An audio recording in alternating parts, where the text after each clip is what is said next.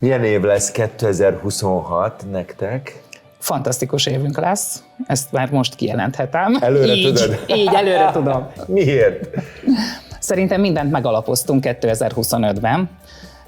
Rengeteget fordítottunk idén marketingre, social media megjelenésekre, kialakítottunk egy olyan laboratóriumot cégen belül, hogy rengeteget kísérletezünk, megnézzük, hogy azok a dolgok, amik nálunk vannak, mikre képesek a gépekkel és az alapanyagokkal együtt, úgyhogy én szerintem ez egy fantasztikus év lesz. És mik azok az új trendek, amiket esetleg már lehet látni, hogy 2026-ban népszerűek lesznek? Nálunk az, hogy minden alapanyagra találtunk fenntartható megoldású alapanyagot. Szerintem a fenntarthatóság az egész világon egy iszonyú komplex és nagyon-nagyon fontos feladat.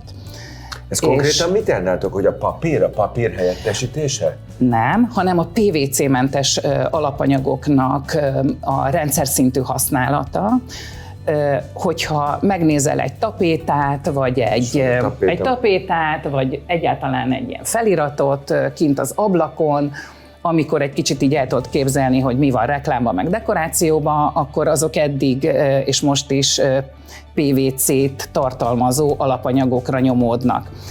És hogy milyen gépekkel, az sem mindegy, mert hogy a festék is, amit használunk a gépeknél, az lehet környezetbarátabb, amire például a Canon is törekszik a mi gépparkunknál, és ugyanígy az alapanyag előállításánál, hogy kevesebb vizet használjanak fel. Tehát, hogy nem tudom, el tudtad-e képzelni, hogy az, hogy egy ilyen papírszerű, vagy bármilyen szerű alapanyag elkészüljön, az óriási vizet igényel.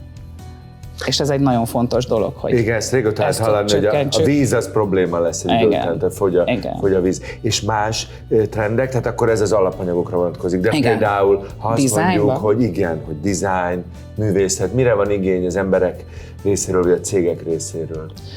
Az emberek részéről az egyediség, egyébként a cégek részéről is, tehát hogy a reklámban is óriási a vizuális zaj, tehát hogy mindenképpen muszáj kitűnni valami extrával, és azért mondom, hogy nálunk most egy ilyen laboratóriumi munka folyik, mert minden anyaggal és minden dologgal, amit tudnak a gépeink, azzal kísérletezünk.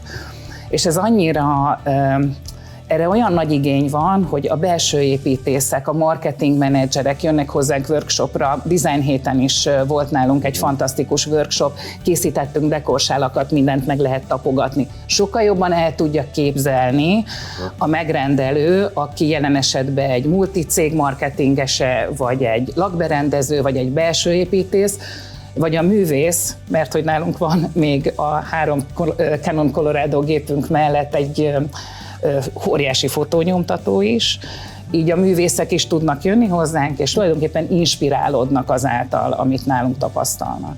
Ha egy szót kéne mondani, akkor számodra mi a legfontosabb 2026-ban? Nagyon izgalmas dolgokat megmutatni a megrendelőinknek, közönségnek. Ennyi.